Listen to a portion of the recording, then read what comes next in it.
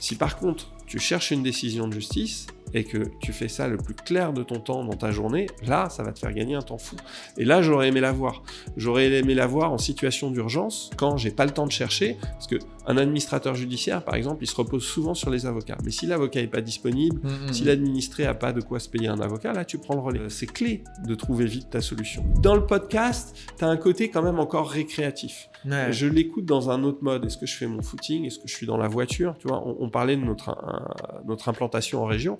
En région, les avocats, ils font beaucoup de voitures. Donc le podcast, c'est intéressant. On donne des outils aux professionnels du droit.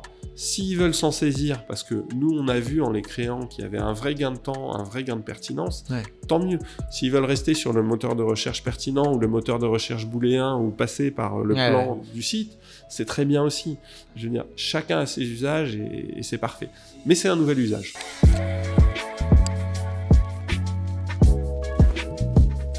Enchanté Fabrizio. Salut Louis. Comment vas-tu?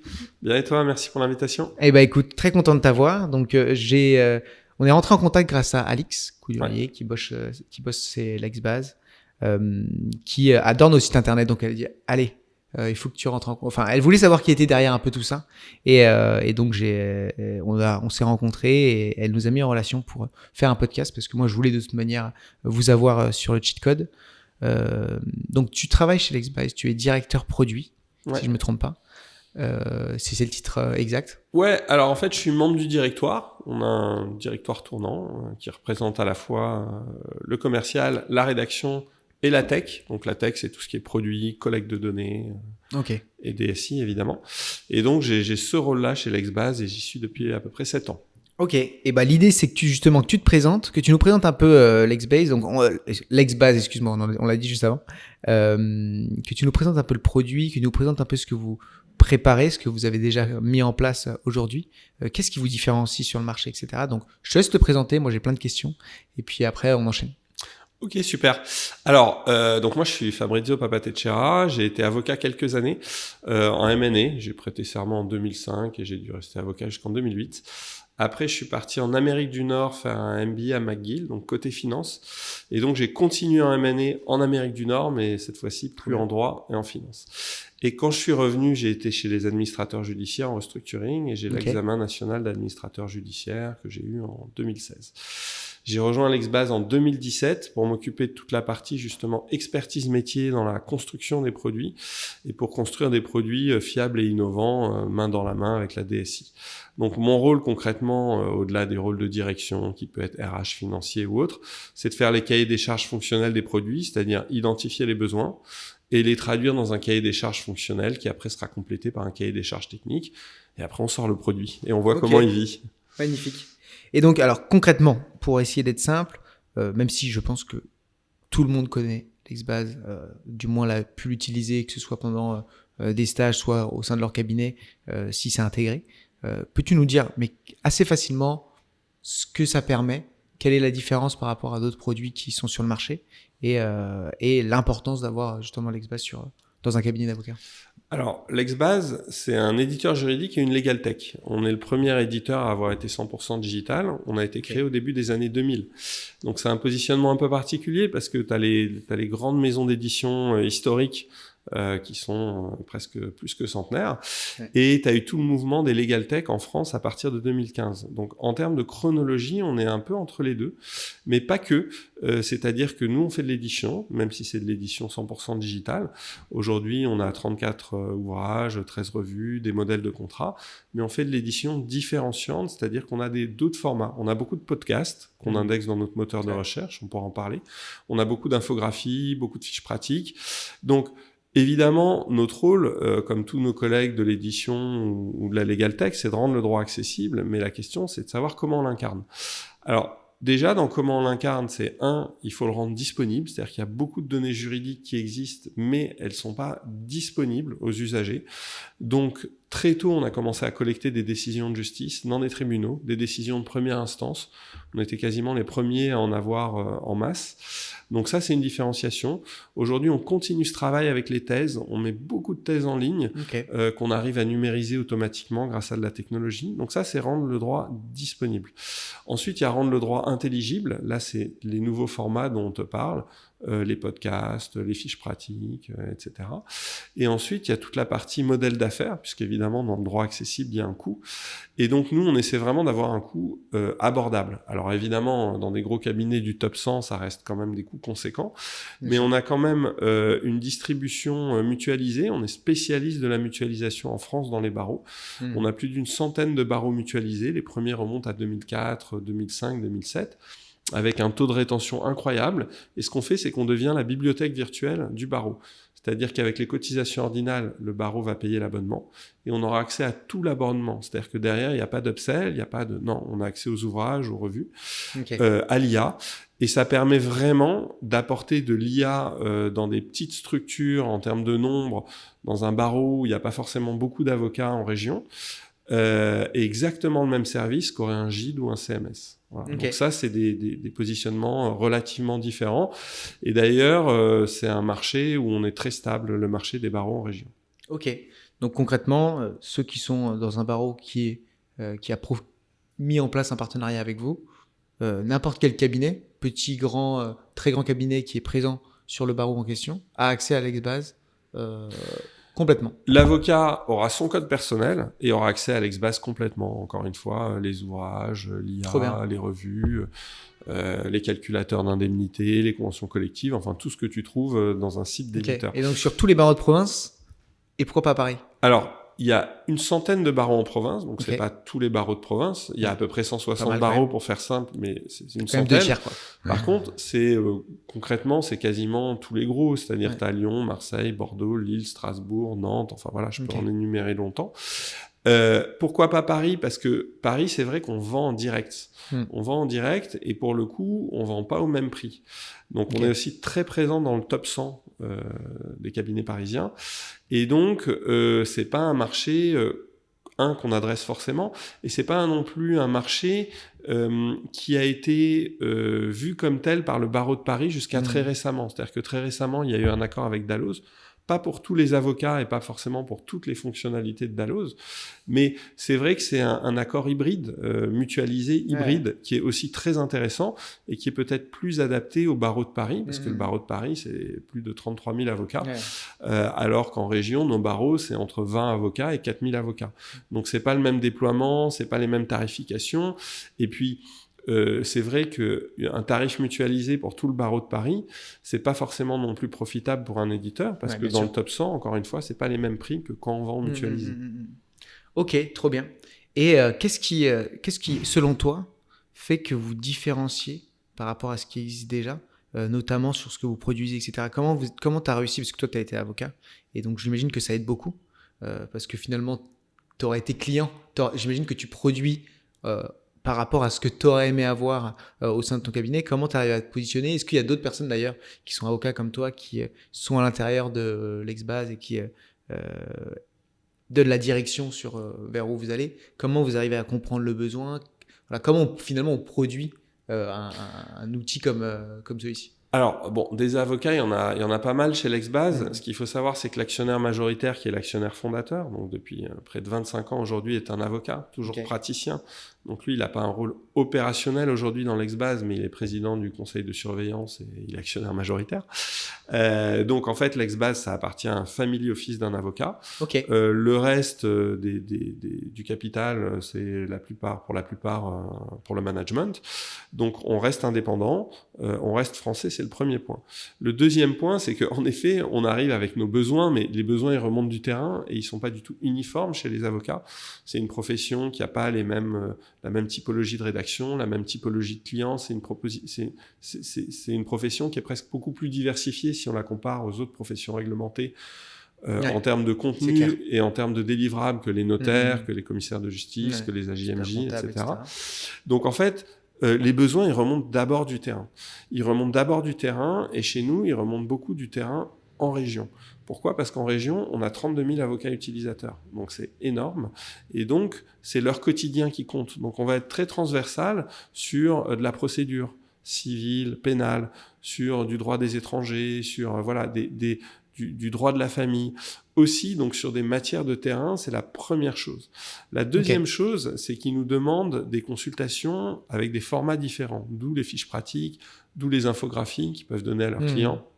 Oui, donc d'où les les fiches podcasts. pratiques, c'est autant par exemple, les fiches pratiques, les podcasts, c'est autant des éléments qu'ils vont pouvoir utiliser pour comprendre que pour l'envoyer. Exactement. L'idée, c'est par exemple, alors... C'est sous forme de legal design, quoi. C'est du legal design, et depuis 2016, on en fait en masse. Aujourd'hui, on a plus de 1000 infographies. Trop bien. Je te donne l'exemple, quand tu es administrateur judiciaire, tu expliques toujours ce que c'est qu'une créance antérieure. Tu passes ta journée à l'expliquer à la procédure, à l'ouverture de la procédure collective. Et en fait, remettre tout simplement une fiche, ça a une utilité. Bien sûr. Quand tu fais un divorce par consentement mutuel, tu peux mettre ton infographie dans ta salle d'attente. Donc ça, c'est des nouveaux formats, parce qu'en fait, il faut pas préempter la façon dont les professionnels du droit veulent se former ou veulent informer leurs clients. Et donc, nous, là-dessus, on est très neutre, on est agnostique, et on donne des formats différents qui sont regroupés sous un même moteur de recherche. Et ça aussi, c'est intéressant, c'est-à-dire ça va pas être les mêmes règles pour ranker, pour scorer un texte de loi, une décision de justice, ou une infographie, parce que c'est pas le même nombre de mots, c'est pas les mêmes mots qui sont importants, et tout est regroupé dans un moteur de recherche parce qu'on a une base unique. Donc ça, c'est un autre point différenciant, c'est que comme c'est digital, il n'y a pas de délai de temps de parution du papier, même si aujourd'hui, tous les autres éditeurs ont largement accéléré leur délai de parution, mais on n'a pas cette problématique, et tout est regroupé sur une base. Donc tous les docs communiquent entre eux, que ce soit via le moteur de recherche ou via des liens internes qui se créent automatiquement entre les documents. Ok. Et combien vous êtes du coup chez Lexbase pour gérer tout ça ? Alors, on est à peu près une cinquantaine. Okay. Je dirais un tiers, tout ce qui est commercial, lead marketing, etc. Un tiers rédacteur et un tiers collecte informatique. Au-delà de ça, on travaille avec à peu près 1 millier de professeurs ou avocats qui vont rédiger. Je dirais qu'il y en a 400 qui sont très récurrents. Donc les professeurs, c'est les professeurs qu'on peut retrouver aussi chez d'autres éditeurs. Le professeur Saint-Ourens, le professeur Lecor, le professeur Dondero. Donc qui vont être directeurs scientifiques de revues et d'ouvrages. Après, tu as un rédacteur qui est en charge de la revue et l'ouvrage, qui va être un peu chef de projet et qui va coordonner toutes les études qu'on veut avoir. L'idée, c'est que les études, elles soient actualisées très vite, et elles soient actualisées en fonction de la jurisprudence.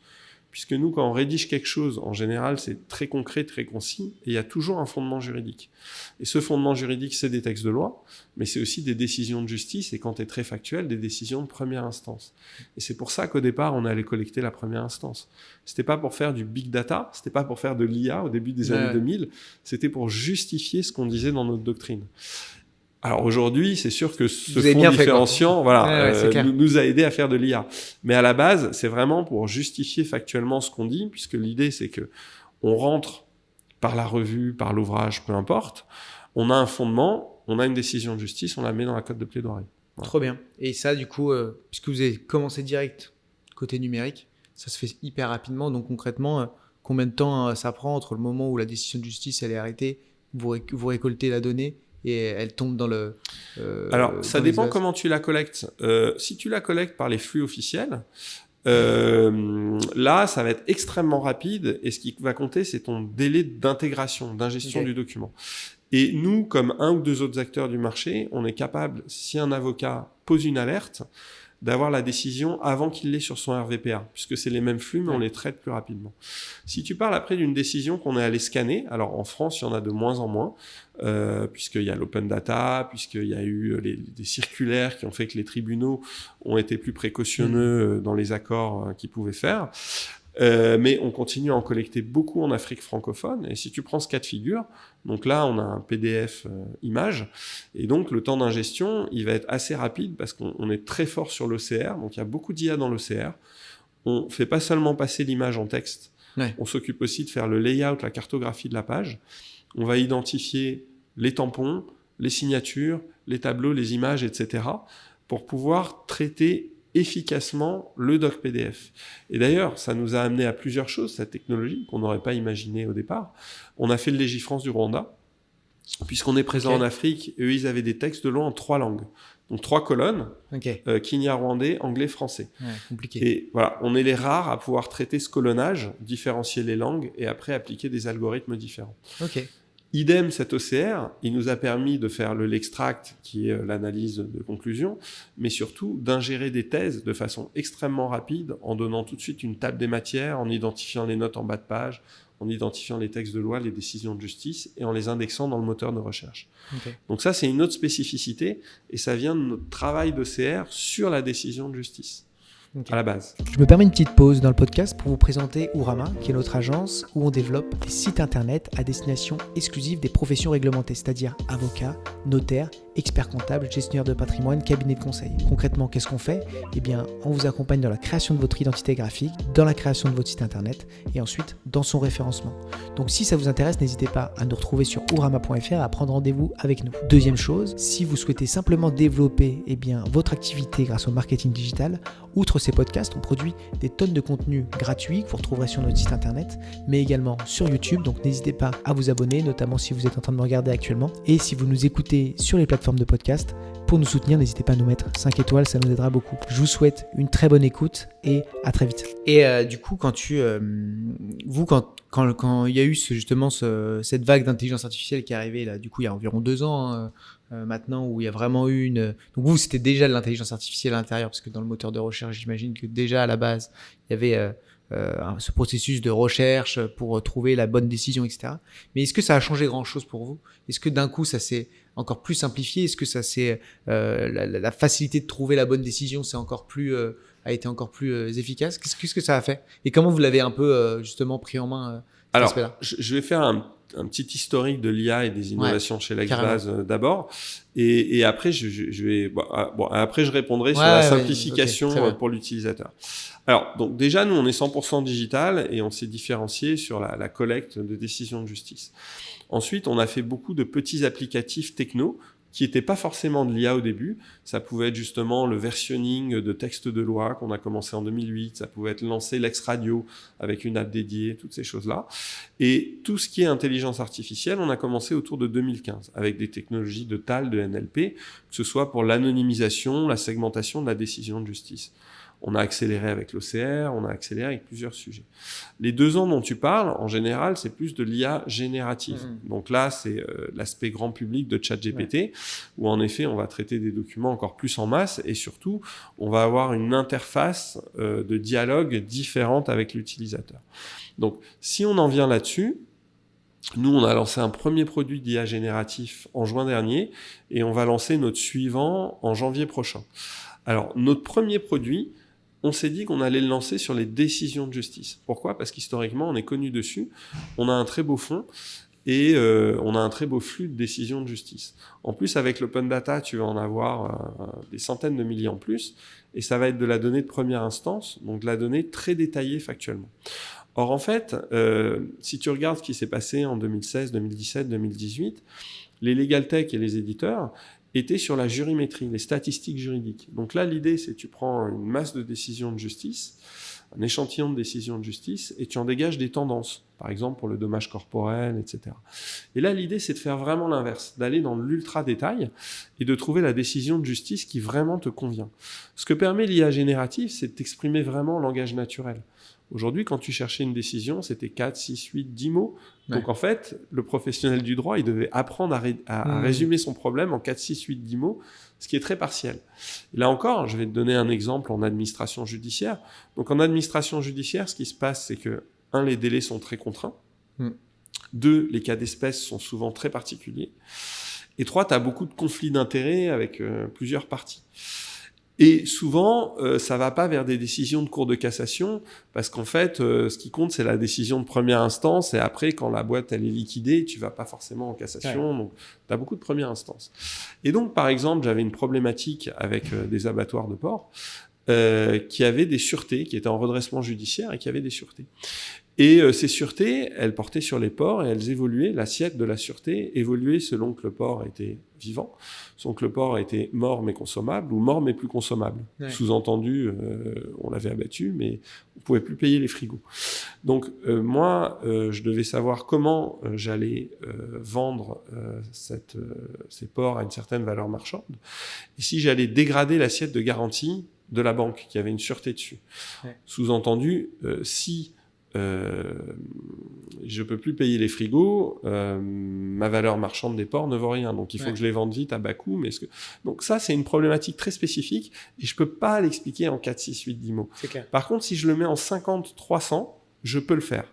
Et donc, ce qu'on a fait, c'est qu'on s'est inspiré de Shazam. Donc Shazam, tu connais.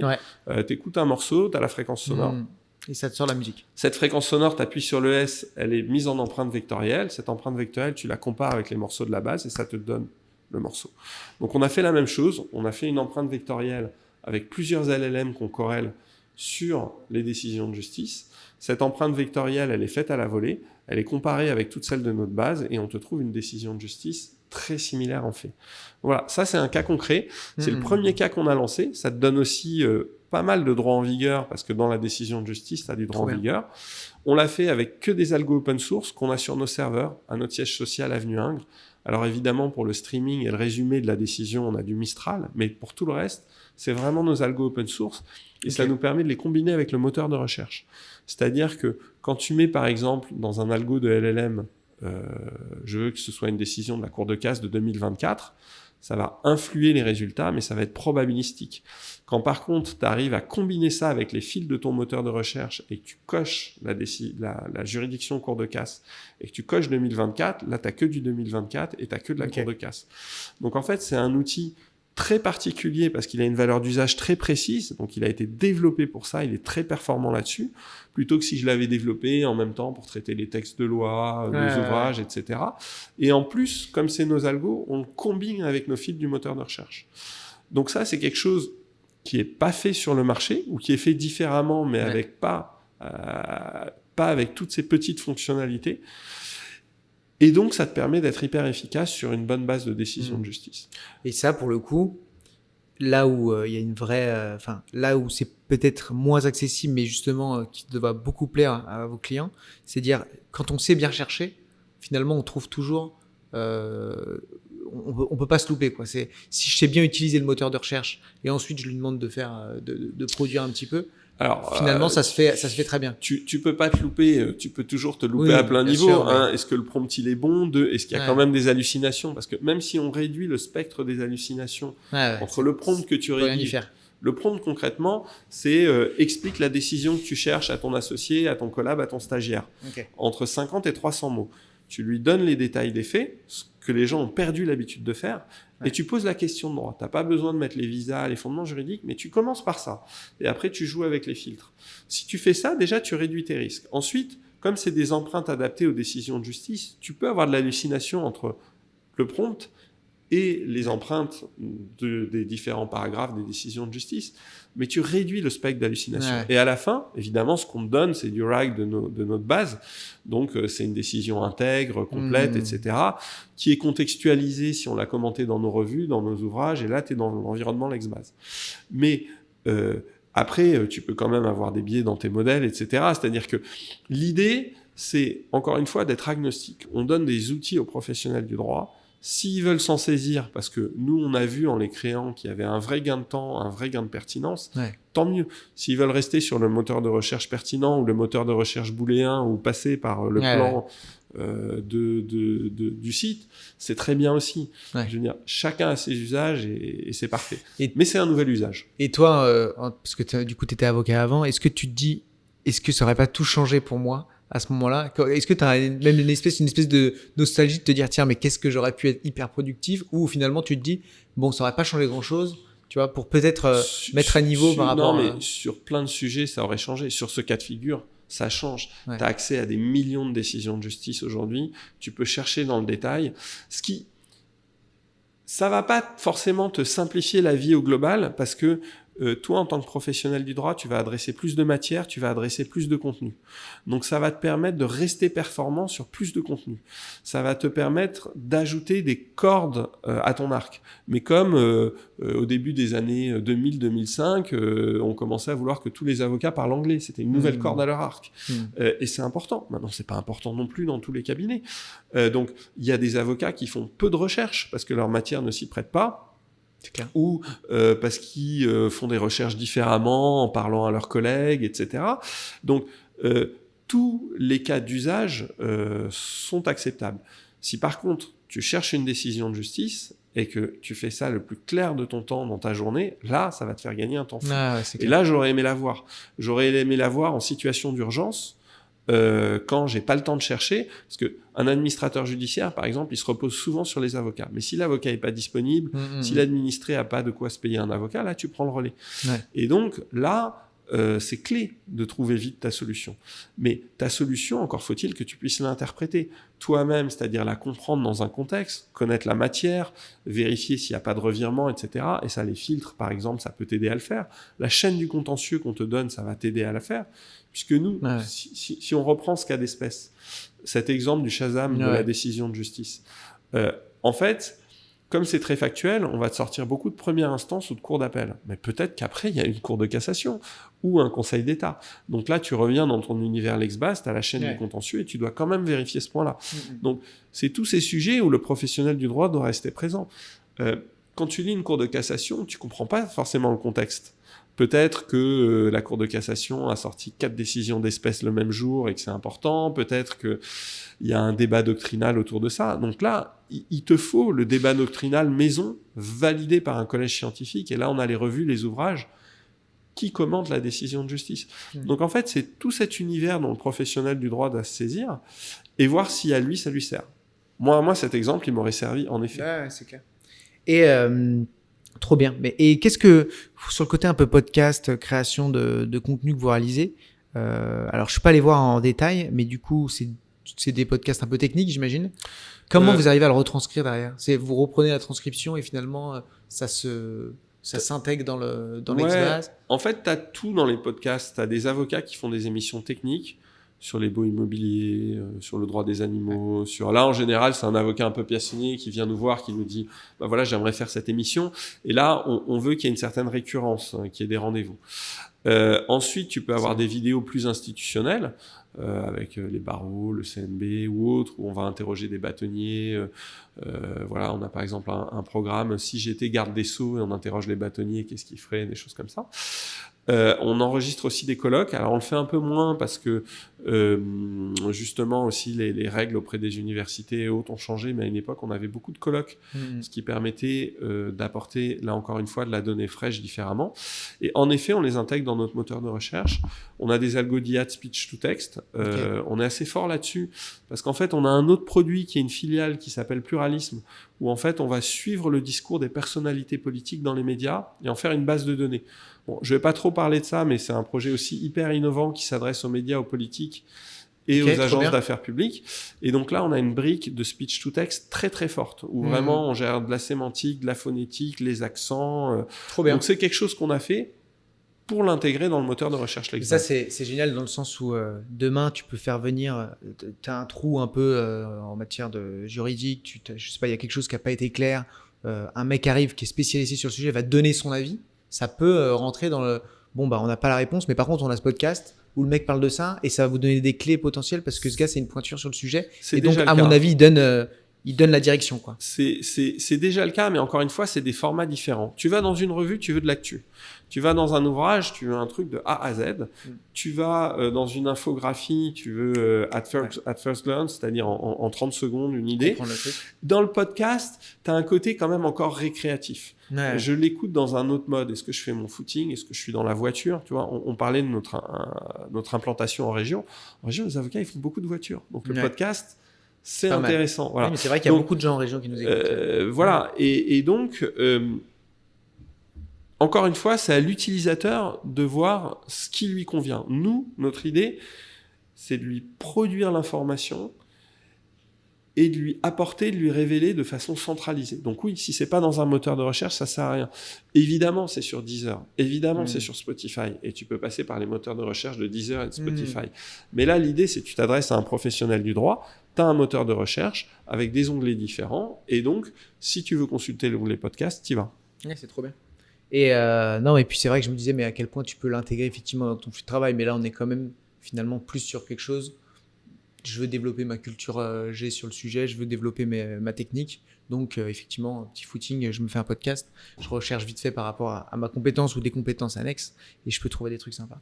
Ok, très bien. Et c'est quoi un peu les grands projets là de l'Exbase? Alors je vais pas te lancer du coup sur le truc politique parce que j'ai bien compris que c'était en cours de développement et ça devrait tomber à un moment. Mais c'est quoi l'objectif là avec tout ce qui se passe en matière d'intelligence artificielle et aussi simplement par rapport aux demandes de vos utilisateurs?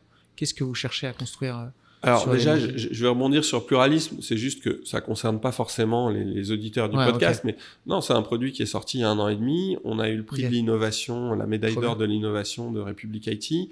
On a été incubé par Havas. On est présent en France et on a déjà présent en Allemagne, en Uruguay et aux États-Unis avec 3 autres langues.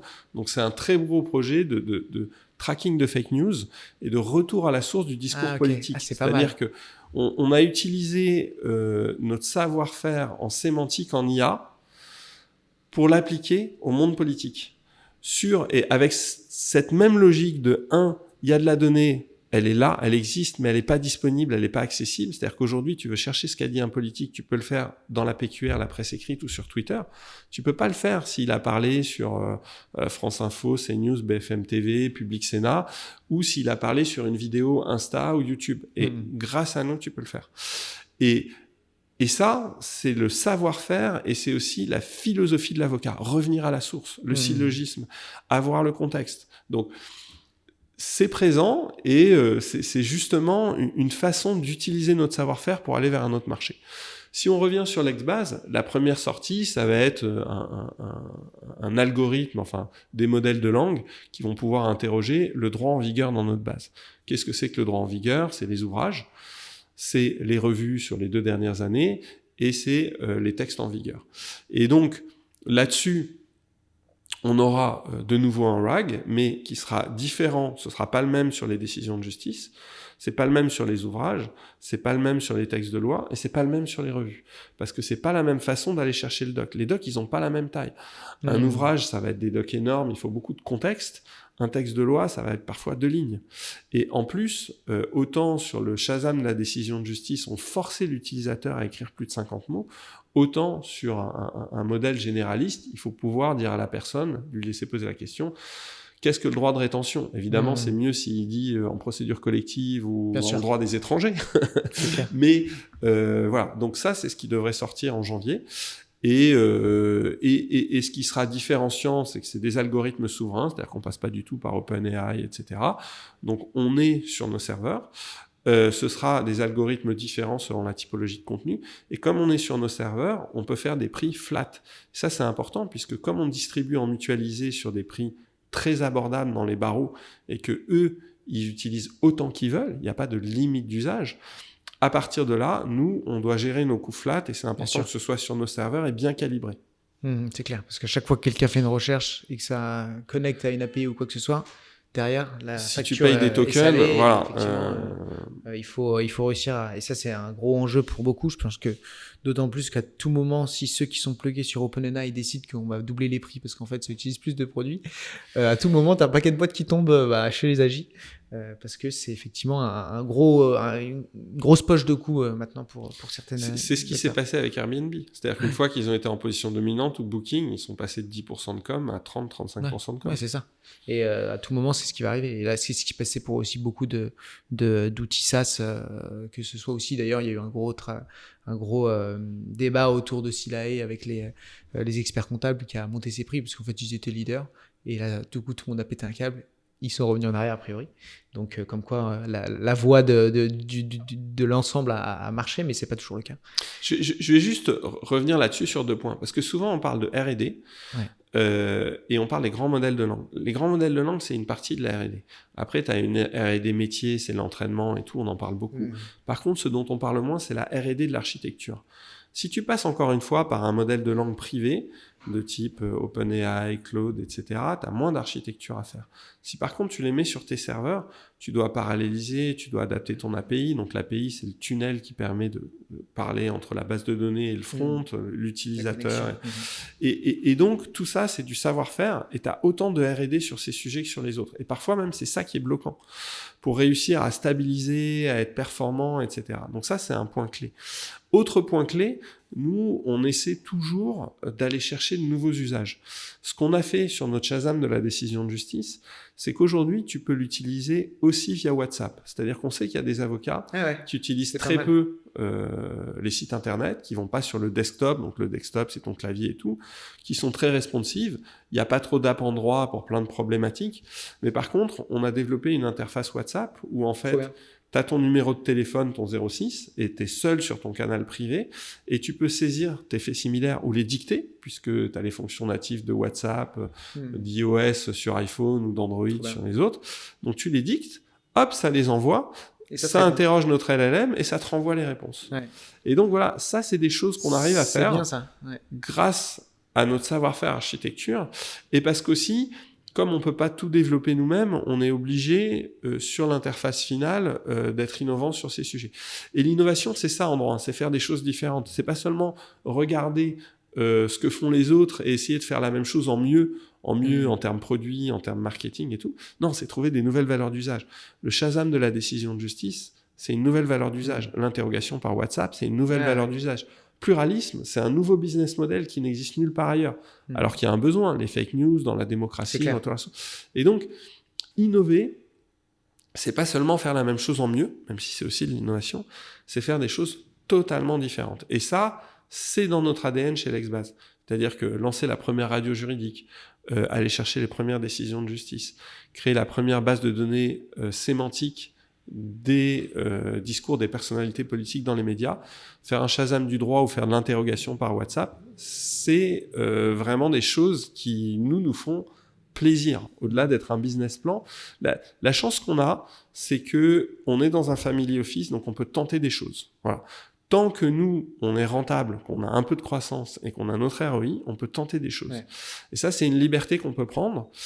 Et on essaie de pas trop s'en priver. Évidemment, faut rester focus, hein, mais ça fait partie de non, c'est bien. Et puis ça fait une belle. Enfin, le discours que tu as là, il donne envie de rejoindre l'aventure, et ça fait du coup une boîte qui a pas simplement un objectif commercial, mais de créer des choses qui les dépassent et qui vous transcendent.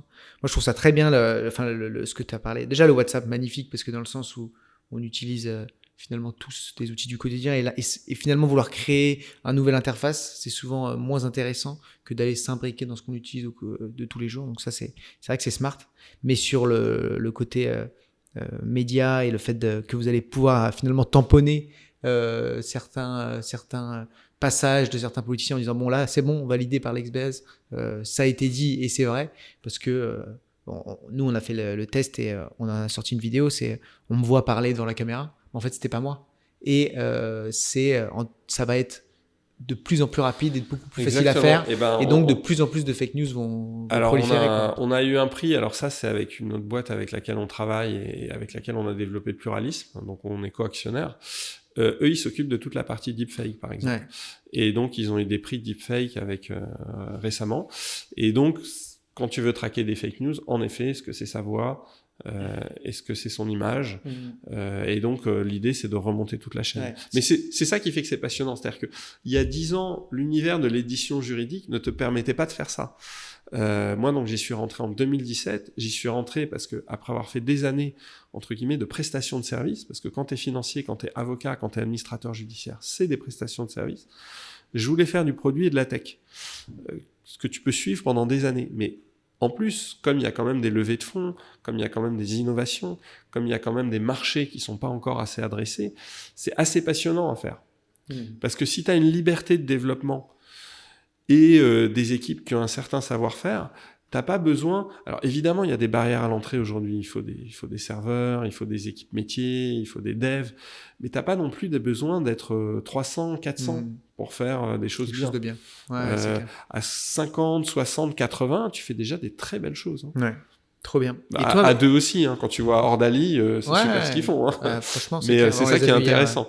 C'est clair. Et puis j'imagine que vous êtes en contact avec eux. L'idée c'est aussi de discuter. Avec tout l'écosystème, Et par curiosité, du coup, pourquoi toi parce que tu étais avocat, ça marchait bien, administrateur judiciaire après, ça bosse à fond, mais bon, c'est des vies qui sont passionnantes. Pourquoi t'avais cet attrait pour la tech depuis le début, ou on est venu te chercher en disant il nous faut ton savoir-faire? Comment ça s'est passé? Alors, bon, déjà, la tech, moi, j'en ai toujours fait. Hein. J'ai un père informaticien. Et dès 2004-2005, on avait monté les premiers sites, mentionlégale.fr, conditionsdevente.fr, avec des petits formulaires pour faire des conditions de vente en ligne et tout. À l'époque, il suffisait d'acheter le bon nom de domaine, tu étais référencé au top, et puis tu avais des clients. Et à l'époque, en fait, tu faisais pas... Le but, c'était pas d'avoir une expansion géographique et commerciale. C'était juste de t'apporter des clients en tant qu'avocat.